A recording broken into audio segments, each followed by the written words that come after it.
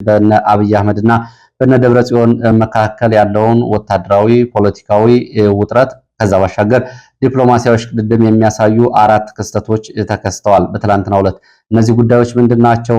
ታስቦባቸው ወይስ ደግሞ የአጋጣሚ ጉዳይ ናቸው የሚለውን የምንመለከተው ይሆናል። ወታደራዊ ዝግጅት ማሳየት ዲፕሎማሲያዊ ሽቅድድምን ጨምሮ ጥሪውና መግለጫዎችም ጭምር ናቸው። እነሱን ባጭሩ እንመለከታለን። ከዚህ ባሻገር የተለያዩ መረጃዎችን አደርሳለሁ። በህወሓት ጋር በተያያዘ ከዚህ ባሻገር በሱዳንና በትግራይ ያለውን ወታደራዊ ዝግጅትና ወታደራዊ ስምሪት በተመለከተ እስከ መተከል ጉባ ድረስ ያሉ አዳዲስ መረጃዎች አሉ። እነሱን ጨምሮ የተለያዩ መረጃዎችን በዚህ ሰዓት ወደ እናንተ አደርሳለሁ። በአማራ ክልልም እንደዚሁ ለበርካታ ጊዜያት ውጊያ ከማይለያቸው አካባቢዎች አንዱ አምባሰልና አካባቢ ሆነው የአምባሰል ተራሮችን ለመቆጣጠር በሚል አዲስ ዘመቻ ኦፕሬሽን እንቅስቃሴ መኖሩን የሚገልጹ መረጃዎችን ጨምሮ የተለያዩ መረጃዎችን ወደ እናንተ አደርሳለሁ። በወለጋ ቀጠና በተመሳሳይ ያለውን አጠቃላይ ሁኔታ የተመለከተ የማለዳ መረጃዎችን ወደ እናንተ ሳደርስ እናንተ ደግሞ እየተከታተላችሁ ሐሳብ አስተያየት ቢኖራችሁ ጥቆማ ዜናችን@gmail.com ላይ ያደረሳችሁ አብራችሁ እንድትቆዩ ነው በአክብሮት የምጋብዛችሁ።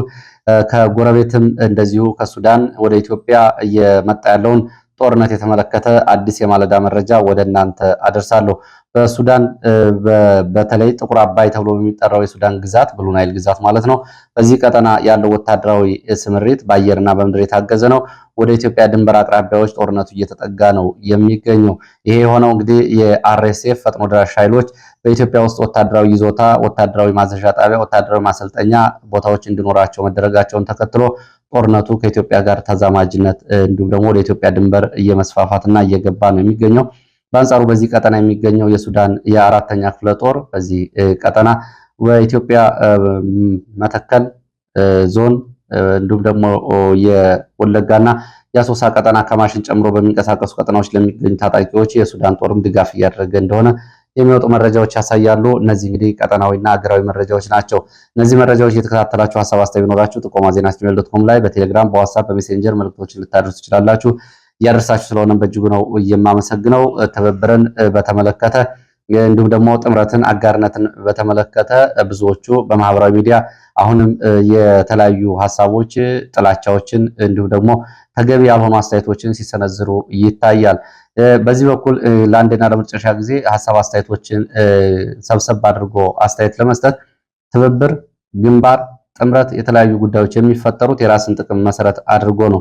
ስለዚህ የራስን ጥቅም መሰረት አድርጎ በፍኖተ ካርታ በፖለቲካል ሮድማፕ ወይም ደግሞ በስምምነትና በተያያዥ ጉዳዮች ላይ የሚመሰረቱ ስምምነቶች ካሉ እሱ ተቀባይነት የሚኖረው ወይም ደግሞ የሚታገለው አካል የሚያምንበት ጉዳይ ከሆነ እና የራሱን ጥያቄዎች ያካተተ ከሆነ ይቀጥላል። ከዛ ባሻገር የሆኑ ስምምነቶችም ሆኑ ጥምረቶች፣ አጋርነቶች ስብሐት ነጋ እንዳለው እንግዲህ የላኪውን ጥቅም ያስከበረ የተላላኪ ሚና እንዳይሆን የሚል ስጋቶችን ጨምሮ ነው። ለማንኛውም ስምምነቶች በዓለም አቀፍ ደረጃ የግንባር ህብረቶች ይፈጸማሉ። በኢትዮጵያ ታሪክም እሱ ሆኗል። ካሁን በፊትም ይሄ ሲሆን ግን የማን ጥቅም መሰረት አድርጎ ነው የሚለው ነው መሰረታዊ ጉዳይ የሚሆነው። ከዛ ውጭ ያለው ጥላቻም ፍረጃም በመሬት ላይ ባለው ነገር የሚለውጠው ነገር የለም። የራስን ጥቅም ለማስከበር በየትኛው መስመር መቆም ይገባል የሚለው መሰረታዊ ጉዳይ ነው የሚሆነው። እንግዲህ ከዚህ ጋር በተያያዘ ብዙ አስተያየቶች ስለተመለከትኩ ነው ወደ መረጃዎቹና ምልከታዎቹ የመጀመሪያዎቹ መረጃዎችና ምልከታዎች ነው የማልፈው። ፖለቲካዊ፣ ዲፕሎማሲያዊ፣ ወታደራዊ መግለጫዎች እንዲሁም ደግሞ ዓለም አቀፍ ተነባቢ ተደማጭ ሚዲያዎች ላይ የወጡ ጽሁፎችን ጨምሮ በህወሓትና በአብይ አህመድ መካከል ያሉ ጉዳዮች አሉ። በነገራችን ላይ በዚህ መረጃ ከያዝኳቸው ጉዳዮች መካከል አንዱ ህወሓትን በተመለከተ ኦህዴድ ብልጽግና ሁለት አይነት አቋሞችን እያራመደ ነው የሚገኘው። አንደኛው ቡድን በሽመልስ አብዲሳ የሚመራው ቡድን ሲሆን ህወሓትን ድምጥማጡን ማጥፋት አለብን የሚል አቋም እንደያዘ፣ እንዲሁም ደግሞ በቀድሞ የኦህዴድ ብልጽግና ባለስልጣናት የሚመራው የሽምግልና ቡድን ደግሞ እና አምባሳደር ግርማ ብሩ ህወሓትን ወደ ማዕከላዊ መንግስት በማምጣት አጋርና ደጋፊ አድርገን በእኛ ስራ አድርገን መቀጠል አለብን የሚሉ ሀሳቦች እዚህ ጋር በተያያዘ ዝርዝር መረጃ አድርሳቸዋለሁ። አብራችሁ እንድትቆዩ ነው የምገልጸው። እንግዲህ በፕሪቶሪያዊ ሰላም ስምምነት ዙሪያ የሚያጠነጥኑ 4 ክስተቶች ትላንትና በተመሳሳይ በአንድ ቀን ተመልክተናል። እነዚህን በተመለከተ እንግዲህ ታስቦባቸው ነው ወይስ ደግሞ በአጋጣሚ ነው የሚለውን አብሮ ማንሳት ይገባል። ወደ ምን እየሄደ ነው የሚለው አንደምታው ስለሆነ ወሳኙ ጉዳይ። ስለዚህ አሁን የምናወራው የምንነጋገረው አጠቃላይ በተለይ ከህወሓትና ከፌዴራል መንግስት አንጻር ያለው ወታደራዊ ዝግጅትም ሆነ ዘመቻ ቀጠናዊ ዘመቻዎች ከዚህ ጋር የሚነሱ ናቸው። እነዚህ አራት ጉዳዮች ምንድን ናቸው? ትላንትና እንግዲህ በእነ አብይና በእነ ደብረጽዮን መካከል ከነበሩት ክስተቶች መካከል የመጀመሪያው የፕሪቶሪያውን የሰላም ስምምነት የሽምግልና የመሩት የምስራቅ አፍሪካ የአፍሪካ ህብረት ልዩ መልእክተኛ የቀድሞው የናይጄሪያ ፕሬዝዳንት ኦባሳንጆ ትላንትና መቀሌ ገብተዋል። በመቀሌ ቆይታቸው በቅርቡ የትግራይ ጊዜያዊ አስተዳደርን በማባረር የክልሉን ፖለቲካዊና ወታደራዊ መዋቅር የተቆጣጠረው የትግራይን ምክር ቤት እና አስተዳደር መልሶ ካዋቀረው ከነደብረጽዮን ቡድን ጋር ተነጋግረዋል። ኦባሳንጆ ይሄ ጉዳይ እንግዲህ የተነጋገሩባቸው ጉዳዮች ምንም ይሁኑ ምን በደብረጽዮን በኩል ይሄ እንደ ፖለቲካዊ እና እንደ ዲፕሎማሲያዊ ድል ሊታይ ይችላል። በትክክልም እንደዛ ነው የሚታየው። እንግዲህ ይሄ ጉዳይ ትላንትና ታስቦበት ነው ወይ ከሌሎቹ ጋር የሆነው የሚለውን አብረን ልናነሳ እንችላለን። ምክንያቱም አራት ክስተቶች ናቸው ያሉት። ባለፉት ወራት በህወሓት ውስጥ እንግዲህ ክፍፍል ነበረ። የደብረጽዮን ስብስብ የፓርቲውን ጠቅላላ ጉባኤ በማካሄድ የፖለቲካ መዋቅርና ምክር ቤት ይዞታዎችን ሲቆጣጠር፣ ታደሰ ወረደ የሚኖሩት ጊዜያዊ አስተዳደር ወደ ጎን ተገፍቶ ሲባረር እነ ኦባሳንጆ በዚህ ሰዓት መቀሌ መገኘታቸው ለነ ደብረጽዮን ዓለም አቀፍ ማህበረሰቡ በተለይ በአፍሪካ ህብረት የነ ደብረጽዮን ቡድን መሬት ላይ ያለውን የፖለቲካና ወታደራዊ ነባራዊ ሁኔታ መቆጣጠሩን የሚያሳይና ይህንን የሚያረጋግጥ ነው። ምክንያቱም ሂደው ያገኟቸው እነሱን ስለሆነ በዚህ በኩል እንግዲህ ለነ ደብረጽዮን ያለው የፋይዳ ሆኖ ለአመታት እነዚህ ሰዎች አላውቃቸውም ሲል ለነበረው አብይ አህመድ ደግሞ በግልባጩ ነው የሚሆነው። ይሄ ወታደራዊ የፖለቲካዊ የሽምግልናና የድርድር ጉዞ።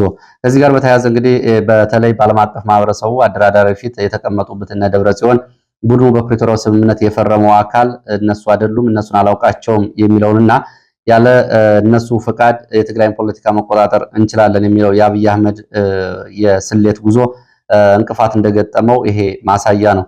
አሁን ያለን ደብረጽዮን ወይም ደግሞ ትግራይ ካለው የፖለቲካ ቡድን ውጭ የትግራይን ፖለቲካ መወከል የማይቻል መሆኑን ለነ ኦባሳንጆ እነ ደብረጽዮን ትላንትና ያሳዩበት ጉዳይ ነው። እንግዲህ የመጀመሪያው ክስተት ነው። ሁለተኛው የትላንቱ ክስተት ደግሞ በኢትዮጵያ ውስጥ ከሚገኙ የፖለቲካ ፓርቲዎች መካከል ለብልጽግና ቅርበት ያላቸው የሚባሉት ፓርቲዎች መካከል ብልጽግና ደጋፊ የሚባለው በተደጋጋሚ ኢዜማ ትላንትና አንድ መግለጫ አውጥቷል። ኢዜማ በመግለጫው ላይ በህወሓት ላይ እርምጃ እንዲወሰድ ነው መግለጫው የሚጠይቀው። የፌዴራል መንግስቱ የተጠና እርምጃ በህወሓት ላይ እንዲወስድ ወታደራዊ እርምጃ ማለት ነው። ይህንን ጠይቋል። ይሄ ዝም ብሎ በቀላሉ የሚታይ አይደለም። እንደዚህ አይነት ሁኔታዎች ሲመጡ ከምን ጋር ይገናኛሉ? የፖለቲካ ትርጉም ያለው መግለጫ ነው። የፖለቲካ ትርጉም እንግዲህ በተለይ የኢትዮጵያ ፖለቲካ ልምድ መሰረት ገዢው ፓርቲ ብልጽግና ከባድ የፖለቲካ ወይም ደግሞ ወታደራዊ እርምጃዎች ውስጥ ከመግባቱ በፊት የህዝብ ግፊትና የሌሎች ፓርቲዎች ጥያቄ አስገዳጅ እንደሆነ አድርጎ ለማቅረብ የተጠቀመበት ስትራቴጂ ስልት ይሆናል ይህ መግለጫ። ይሄ ፖለቲካዊ አንድምታው ነው። ይሄ ጉዳይ አጋጣሚም አይደለም። የኦባሳንጆን ወደ መቀሌ መሄድ ተከትሎ የተሰጠ መግለጫ ነው ከሌሎቹ ትይዩ ክስተቶች ጋር። ይህ መግለጫ የወጣው በእቅድ ነው።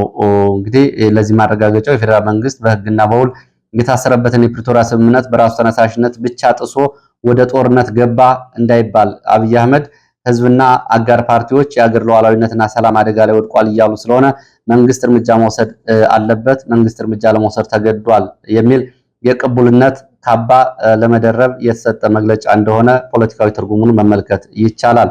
ሶስተኛው የትላንትናው ክስተት ከዚህ ጋር የተያያዘው ምንድነው?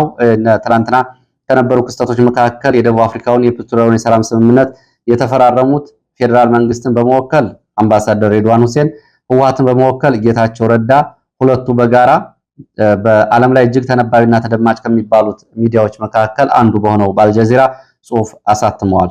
ሁለቱ ናቸው በጋራ ይህንን ጽሁፍ እያወጡት። ይህ እንግዲህ አልጀዚራ ላይ የወጣው ጽሁፍ አንድምታው ትርጉሙ ምንድነው የሚለውን እንመልከተው። የጽሁፉ ርዕስ ጽምዶ የተባለ አደረጃጀትን በዋናነት የሚኮንን ከዛ ባሻገር ህወሓት ሙሉ በሙሉ የፕሪቶሪያውን የሰላም ስምምነት ስለጣሰ በቅርቡ በፌዴራል መንግስቱ ላይ ጦርነት ይጀምራል የሚሉ ይዘቶች ያሉት ነው። ሁለት መሰረታዊ ይዘቶች አሉ። የፕሪቶሪያ የሰላም ስምምነትን ህወሓት አፍርሷል። ህወሓት ቀጠናዊ ነውጥን ለመፍጠር ጽምዶ ወደሚል አደረጃጀት ገብቷል። ከዚህ ጋር በተያያዘ በፌዴራል መንግስቱ ላይ በቅርቡ ጦርነት ይከፍታል። ጦርነት ከፋቹ ህወሓት መሆኑን የሚያሳይ ነው የሁለቱ ፖለቲከኞች ጽሁፍ ወይም ደግሞ የፕሪቶሪያ የሰላም ስምምነት የሁለቱ ፈራሚዎች አሁን አንድ የፖለቲካ ቅርጫት ውስጥ ነው የሚገኙት በአመዛኙ። በዛ ወቅት በተለያየ አምባሳደር ሬድዋን ሁሴን አብይ አህመድን የፌዴራል መንግስቱ ወክሎ፣ ጌታቸው ደግሞ ህወሓትን ወክሎ የተስማሙት። እንግዲህ የጽሁፉ አጠቃላይ ይዘቱ እነ ደብረጽዮን የህወሓት ክንፍ በግልጽ ያወገዘ ጽሁፍ ነው። ህወሓት ስምምነቱ ሙሉ በሙሉ በመጣሱ ትጥቅ አለመፍታቱና በፌዴራል መንግስቱ አዲስ ጦርነት ለመክፈት መዘጋጀቱን ዓለም አቀፍ ማህበረሰቡ በአስቸኳይ እንዲያውቀውና ጣልቃ እንዲገባ በሚል የዲፕሎማሲ ጥሪ ነው። እንግዲህ የስልታዊ ጽሁፍ የሚያሳየው በጌታቸው ረዳና በደብረጽዮን መካከል ያለውንም ልዩነት ለመጠቀም አጋጣሚውንም የሚያሳይ ነው። በአብይ አህመድ የሚመራው ፌዴራልና በነ ደብረጽዮን የሚመራው የትግራይ ፖለቲካ ዓለም አቀፍ ማህበረሰቡ ዲፕሎማሲው ቶሎ በአስቸኳይ ካልገባ እነ ደብረጽዮን ጦርነት ሊከፍቱ በመሆናቸው ዓለም አቀፍ ማህበረሰቡ ይህንን መልእክት እኛ የሰላሙ ባለቤቶች ነን፣ እኛ ከአብይ ጋር አብረን ነን፣ ሰላሙን የፈረምነው ሰዎች እኛ ይህንን እያልን ነው፣ ሰላሙን የጣሱት እና ያፈረሱት እነ ደብረጽዮን ናቸው በሚል ጌታቸው ረዳም እንግዲህ ከአብይ ቡድን ጋር በመሆን ላለው የፖለቲካ የበላይነት የተጠቀመበት ደብዳቤ ሆኖ ይታያል። አራተኛው ክስተት ደግሞ በትላንትናው ዕለት ከነበሩት አንደኛው የትግራይ የሰላም ኃይል እየተባለ የሚጠራው የሐራ መሬት ታጣቂ ቡድን ዋና አዛዥ ጀነራል ገብረ እግዚአብሔር በየነ በቅጽል ስሙ ወዲ አንጥሮ በኢትዮጵያ ብሔራዊ ቴሌቪዥን ቀርቦ ቃለ ምልልስ እንዲያደርግ ተደርጓል። ይሄ እንግዲህ በነጌታቸው አልጀዚራ ላይ የዲፕሎማሲ ማህበረሰቡ በእንግሊዝኛ እንዳነበው ጽሁፍ ሲያሰራጩ በትግረኛ መረጃውን የሚከታተል የሀገር ውስጥ ሰው ደግሞ ይህንን የኢትዮጵያ ቴሌቪዥን እንዲከታተል ጀነራሉ ወደ ኢትዮጵያ ቴሌቪዥን ቀርበዋል። ይህም እንግዲህ ጀነራሉ በኢትዮጵያ ቴሌቪዥን ቀርበው የጽምዶን ጉዳይ በተመለከተ እንዲሁም ደግሞ ህወሓትን ለማስወገድና ለመንቀል ጊዜው አሁን ነው የሚለው መሰረታዊ አስተያየትና ሀሳብን አስተላልፈዋል። አጠቃላይ እንግዲህ የኢትዮጵያና የህወሓት የትግራይ ፖለቲካ ወታደራዊ ጉዳዮችን በስፋት አንስተዋል። በተለይ በተላለፈው የኢትዮጵያ ቴሌቪዥን ጉዳይ ላይ በትላንትናው ዕለት ከነበሩ ክስተቶች ይሄ እንግዲህ አራተኛው ጉዳይ መሬት ላይ ያለው የነጌታቸው ረዳ ታጣቂ ኃይል ነው ተብሎ የሚታወቅ ነው። ተጠሪነቱም እንዲሁም ደግሞ ተባባሪነቱም የነጌታቸው የወታደራዊ ክንፍ ነው። ይሄ ኃይል እንግዲህ ጌታቸው አልጀዚራ ላይ ጽሁፍ አሳትሟል። ወታደራዊ አዛዡ ደግሞ እዚህ መጥቶ ተናግሯል። አብይ አህመድ መቀሌ ሽምግልና ልኳል። ኢዜማ ደግሞ እርምጃ ይወሰድ የሚል ጥሪዎችን አቅርበዋል። አራቱ ክስተቶች እነዚህ ናቸው። ይሄ ጉዳይ ወደ የት ይሄድ ይሆን? እንግዲህ በቀጣይ ጊዜያት ከሚታዩ ዋና ዋና ወታደራዊ ፖለቲካዊ ክስተቶች መካከል ይገኝበታል። በነገራችን ላይ ያው እንግዲህ በምርጫ ቦርድ ተመዝግበው በፓርቲነት ከሚንቀሳቀሱ የራሳቸው ወታደራዊ ኃይል ካላቸው መካከል ከመንግስት አስተዳደር ውጭ ከሆኑት የነጌታቸው ረዳ ስምረት ፓርቲ የሐራ መሬት ወይም ደግሞ የትግራይ ሰላም ኃይል የራሱ ወታደራዊ የጫካ ክንፍ ነው። በዚህ ጋር በተያያዘ ያሉ መረጃዎችን ላድረስ። አስገዳጅ ምልመላና አፈሳ በትግራይ እንደቀጠለ ነው። በተለይ መጠነ ሰፊ የግዳጅ ምልመላና አፈሳ በከተሞች እየተደረገ መሆኑን የመረጃ ምንጮች ገልጸዋል። ታጣቂዎች ከስልጠናዎች የ21 ቀናት ስልጠናን ወስደውም ወደ ግንባር እየተሳፈሩና ወደ ግንባር ስምሪት የተሰጣቸው መሆኑንም የወጡ መረጃዎች ያሳያሉ። የደቡብ ግንባር አዛዥ የሚባለው ጀነራል ዮሐንስ ወልደ ጊዮርጊስ ጆል መድድ ትላንትና ለኮር ለአርሚ ለክፍለ ጦር አዛዦች ጥብቅ መመሪያ ሰጥቷል። የሚመጣው ጦርነት ከትግራይ ምድር መውጣት አለበት፣ በአማራ ክልል ለሚደረገው ውጊያ አስፈላጊውን ድጋፍ እናደርጋለን የሚል ለወታደራዊ አዛዦቹ ስምሪት ሰጥቷል። ይህ እንግዲህ ጥብቅ ትዕዛዝ ነው። ዓላማችን የትግራይ ምድር ከጥይትና ከጦርነት ጩኸት ቀጠና ሙሉ በሙሉ ነፃ ማድረግ ነው። ስለዚህ ጦርነቱ በአማራ ክልል እንዲደረግና በዛ በሚደረገው ጦርነት ድጋፍ እናደርጋለን። ይሄን አለማጣ ላይ ሙሉ የቀጠናውን ወታደራዊ አዛዥ ሰብስቦ የተናገረው ነው። የህወሓት የትግራይ ካለው ታጣቂ ባሻገር በሱዳን የሚገኘው ታጣቂንም በተመለከተ ከወጡ መረጃዎች መካከል ሸረሪና ተብሎ የሚጠራው አካባቢ የነበሩ የህወሓት ታጣቂዎች ወደ ሌላ አካባቢ የተፈናቀሉ ነው የሚገኙት። ታጣቂዎቹ ካምፓቸውን እየለቀቁ በሱዳን ግዛት የሚገኘው የህወሓት የሸረሪና ወታደራዊ ካምፕ በድሮን ጥቃት ከተፈጸመበት በኋላ ከፍተኛ ወታደራዊ አዛዦችና ታጣቂዎቹ ካምፑን ለቀው እየወጡ እና ሀሻባ ተብሎ ወደሚጠራ ጊዜያዊ ወታደራዊ ካምፕ እየገቡ እንደሆነ ከሱዳን የወጡ መረጃዎች ያሳያሉ። ከሸረሪና የወጡ ታጣቂዎች ወደ ጥቁር አባይ ግዛት ወደ ብሉ ናይል የሱዳን ግዛት እየተንቀሳቀሱ ይገኛሉ። ኩርሙክ ተብላ የምትጠራውን ከተማ ከአርኤስኤፍ ታጣቂዎች ጋር አልቡርሃን ለሚያደርገው ዘመቻ ድጋፍ ለማድረግ ወደዚህ ቀጠና ተወስደዋል። ወደ መተከል ቀጠና የህወሓት ታጣቂዎችንም ከብሉ ናይል ወይ ደግሞ ጥቁር አባይ ግዛት ለማስገባትም እየተደረገ ያለው እንቅስቃሴን በተመለከተ በዚህ በመተከል ቀጠና እንዲገቡ ስልታዊ ስምሪት እየሰጡ እንዲሁም ደግሞ አቅጣጫዎችን እየጠቆሙ የሚገኙት በዚሁ ቀጠና በቀድሞ በእርሻ ስራ ላይ ተሰማርተው የነበሩ የህወሓት ወታደራዊ አዛዥ እንደሆኑ መረጃዎች ይገልጻሉ። ይህ ሰው አሁን የእርሻ ስራውን ትቶ የህወሓት ታጣቂዎችን በሱዳን እየመራ የሚገኝ ሰው ነው። በኢንቨስትመንት ላይ ተሰማርቶ የነበረና በተለይ በመተከል አልመሃል ጉባ ተብሎ የሚጠራው ወረዳ እርሻ ስራ ላይ የነበረው የቀድሞው የወታደራዊ አዛዥ ሻለቃ ዘርጋው በአሁኑ ወቅት ሱዳን ውስጥ ሙም ተብሎ በሚጠራ ቦታ ብሉ ናይል ግዛት ውስጥ የሚገኙ የህወሓት ታጣቂዎችን ወደ መተከል ቀጠና ለማስገባት ከመተከል ቀጠና ታጣቂዎች ጋር ህብረትና ስምሪት እንዲፈጥሩ መንገዶችን እያመቻቸ የሚያውቃቸውን ቀጠናዎችና መውጫ መግቢያዎች እያስተባበረና እያስተሳሰረ ይገኛል ተብሏል። እንግዲህ ቀደም ብሎም ወታደራዊ አዛዦች ወደዚህ ወደ ካማሽ እንደገቡ ተገልጾ ነበር። አሁን ደግሞ እነ ሻለቃ ዘርጋው ይህንን እያስተባበሩ እንደሆነ መረጃዎች ጠቁመዋል። ሌላው ኦህዴድ ብልጽግና ህወሓትን በተመለከተ ያነሳውን አቋም የተመለከተ መረጃ ነው። ህወሓትን በተመለከተ ኦህዴድ ብልጽግና ሁለት አቋሞችን ማንሳቱን መረጃ ምንጮች ገልጸዋል። የመጀመሪያው የኦህዴድ ብልጽግና አቋም በእነ አምባሳደር ግርማ ብሩ የሚመራው አቋም ነው።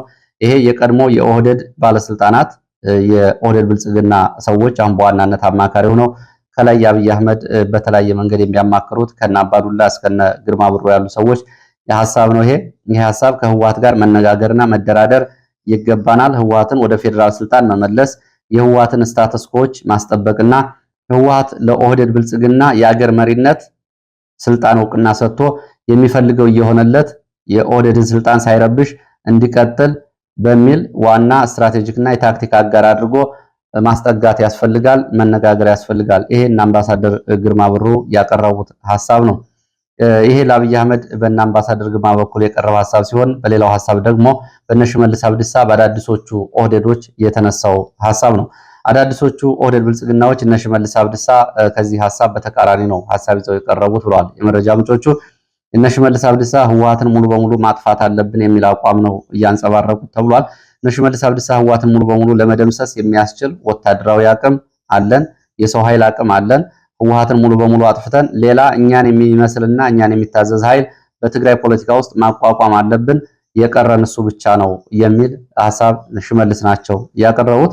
በሌሎቹ የኢትዮጵያ አካባቢዎች እኛን የሚመስሉ በርካታ ክልሎች ላይ መዋቅር ዘርግተናል፣ የቀረን በትግራይ ክልል ብቻ ነው እኛን የመሰለ ታዛዥ ኃይል ማዘጋጀት፣ ስለዚህ ይህንን መቀጠል ነው ያለብን ብሏል ሽመልስ አብዲሳ። ህወሓትን እስከ ተክለ ቁመናው ብንተወው በስነ ልቦናም በሚያውቀው መንገድም ቀጠናዊ አደጋዎችን የአገር ውስጥ ተደጋጋሚ ቀውሶችን በመፍጠር ፖለቲካችን ይረብሸዋል፣ ስለዚህ ማጥፋት አለብን ቃል በቃል የሽመልስ አብዲሳ ንግግር እንደሆነ ነው መረጃዎች የገለጹት። ስለዚህ ህወሓትን ማጥፋት አለብን። ህወሓትን ለማጥፋት ደግሞ ከሌሎቹ ኃይሎች ጋር ያለውን ግጭት ማስፋፋት፣ ሌሎቹ ውስጣዊና ውጫዊ ቀጠና አማራጮችን መጠቀም አለብን። በተለይ በትግራይ ውስጥ ያለውን አዲስ የለውጥ ኃይል ወደኛ ማምጣትና የትግራይ አዲስ ኃይል አድርገን ማቋቋም ይገባናል። ሽመልስ አብዲሳ ያቀረበው አማራጭ ሐሳብ ነው።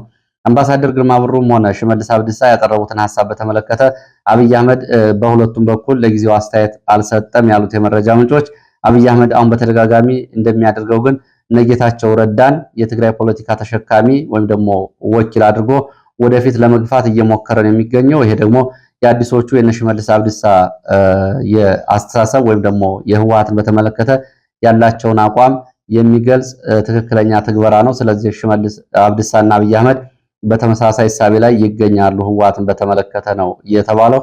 እንግዲህ ህወሓት ጋር የነ ኦባሳንጆ ወደ መቀሌ ሄደው እንቅስቃሴ እያደረጉ ባሉበት ሰዓት የወጡ መረጃዎች ናቸው።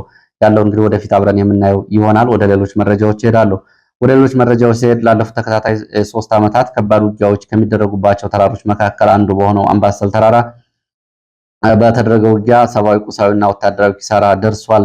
ፋኖ በአካባቢ በሚገኝ መከላከያ ካምፕ ላይ እና በአድማ ብተና ካምፖች ላይ እንዲሁም ደግሞ እንቅስቃሴዎች ላይ ጥቃት መፈጸሙን ተከትሎ ነው ውጊያ የተደረገው። ፋኖ ፈጸመውን ጥቃት ተከትሎ በአካባቢው ለሰዓታት የዘለቀ ውጊያ ተቀስቅሶ እንደነበር ከአካባቢ ወጡ መረጃዎች ይገልጻሉ። በዚህም በቁጥር ያልታወቀ ሰብአዊ፣ ቁሳዊና ወታደራዊ ኪሳራ ደርሷል። ዚያ ተብሎ በሚጠራ ቦታም እንደዚሁ እንቅስቃሴ ላይ በነበረ ሰራዊት ላይ ፋኖ ጥቃት ከፍቶ ውጊያ ተቀስቅሶ ነበር። ለተከታታይ ሰዓታት በተደረገው ውጊያ በዚህ በእንቅስቃሴ ላይ እንዲሁም ደግሞ ስምሪት ላይ በነበረ የመከላከያ አድማ ብተናና ሚሊሻ ላይ ጉዳት ደርሷል። በፋኖን በተመለከተ እንደዚሁ የጉዳት መጠን ዝርዝሮች አልታወቁም።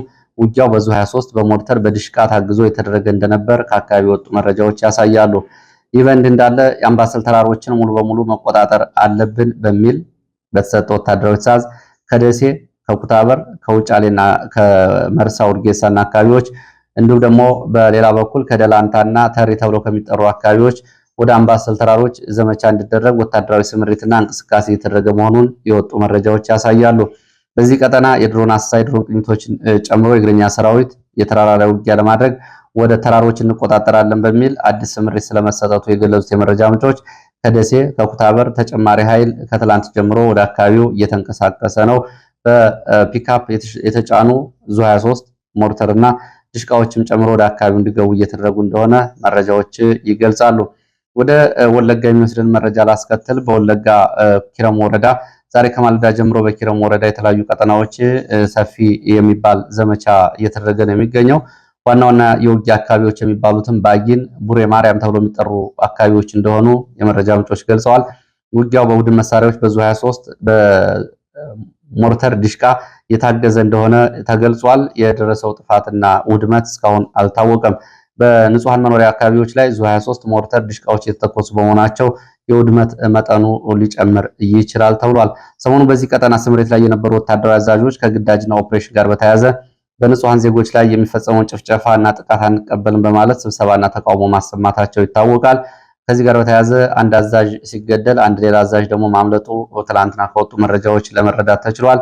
በይፋ የተቃወመ አንደኛው ከፍተኛ ወታደራዊ አዛዥ እዚያው ስብሰባ ረግጦ ሊነሳ ሲል በተተኮሰ ጥይት ስለመገደሉ፣ በሌላ በኩል ደግሞ አንድ ሻምበል አዛዥ የመድፍ ኦፕሬተሮችን ጨምሮ ወደ በረሃ ስለመጥፋቱ ወለጋ የወጡ መረጃዎች ያሳያሉ። ዛሬ ማለዳ ጀምሮ በአካባቢ በተደረገው ከባድ ውጊያ እስካሁን ድረስ ባለው ሰዓት የደረሰው ዝርዝር ጉዳት፣ ሰብአዊ፣ ቁሳዊ ጉዳት በውል አልታወቀም። ውጊያው ግን በአካባቢው ቀጥሏል ነው የተባለው። ከኢትዮጵያ ጋር ቀጥታ ትስስር ወዳለው የሱዳን ጉዳይ ስንሄድ ደግሞ በሱዳን አሁንም የአየር የምድር ጦርነቶች ቀጥለዋል። በዳርፉር እና በኮርዶፋን የሚደረጉት ዘመቻዎች በቀጠሉበት ሁኔታ በኢትዮጵያ ድንበር ትይዩ ያለውን እንመለከታለን እኛ በዚህ በተለይ በኢትዮጵያ ሱዳን ድንበር አካባቢ ያለው የአራተኛ ክፍለ ጦር እግረኛ ሰራዊት የተለያዩ ብርጌዶች ወደ ኢትዮጵያ ድንበር እየተጠጉ መሆናቸውን መረጃ ምንጮች ገልጸዋል። የአልቡራን ጦር አራተኛ ክፍለ ጦር ሜጀር ጀነራል እስማኤል አልጣይብ ሁሴን የሚመራው አራተኛው እግረኛ ክፍለ ጦር ከፈጥኖ ደራሽ ኃይሎቹ ጋር እና የሱዳን ነጻነት ንቅናቄ ጋር በዚህ ቀጠና ከባድ ውጊያ እያደረገ እንደሆነ ተገልጿል።